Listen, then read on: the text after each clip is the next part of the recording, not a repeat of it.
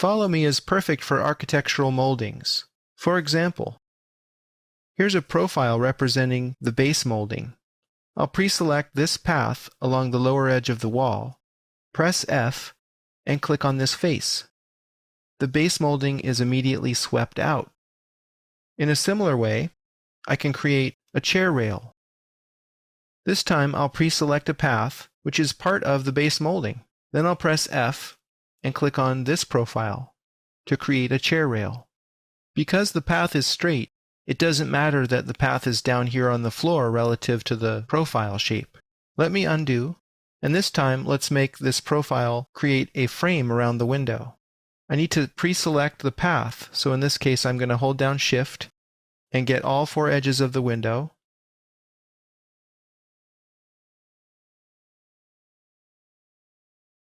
And then press F and click on the red shape. We get automatically mitered edges. You can also get moldings to turn corners by pre-selecting the path. I'll pre-select this path along the upper edge of these 2 walls. Zoom in closer here to this crown molding, press F, and select the shape.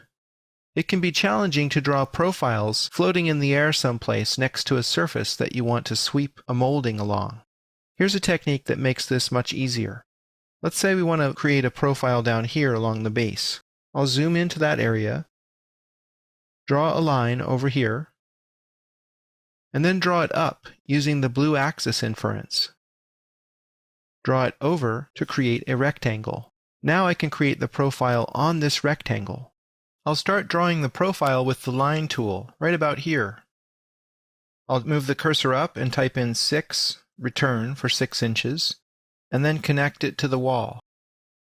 Notice that the thick profile edges turned thin, thus indicating that these are now internal edges, and we've subdivided this large rectangle into 2 pieces. I'll zoom in a little closer, use the circle tool from the midpoint to the end here, and I'll give it a few more segments. I'll say it's 24. And then use a line from the top quadrant to the wall. Use the eraser tool and get rid of some of the pieces. Zoom previous and get rid of this larger rectangle. We're left with a profile. If you want, you can use the paint bucket tool to give it a color. Pre-select the path, press F for Follow Me, and click on the shape. Let's move on to scene 3. Here we have a helical path that represents a handrail to a spiral stair.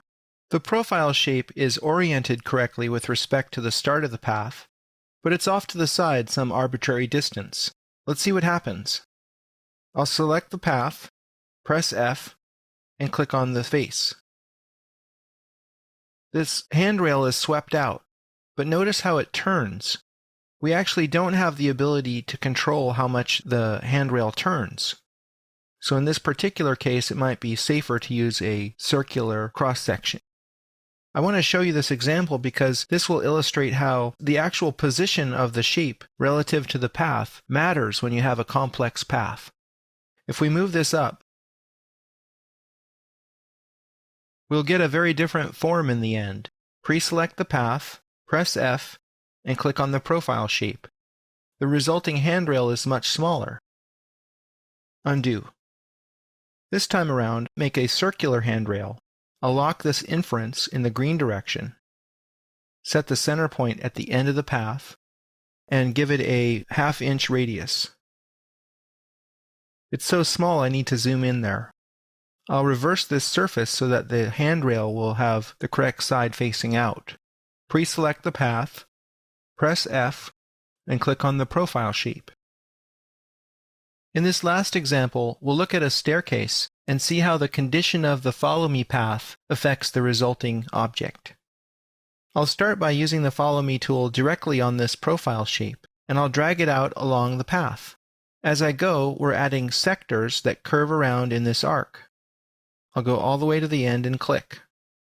We're getting these marks on all of the stairs because of the condition of the path.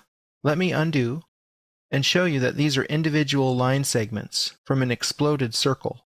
I'll select all of the path and then weld it together using the Weld plugin. In the end, we're left with a single polyline. This time I'll pre-select the path, press F, and click on the profile shape. The result is different.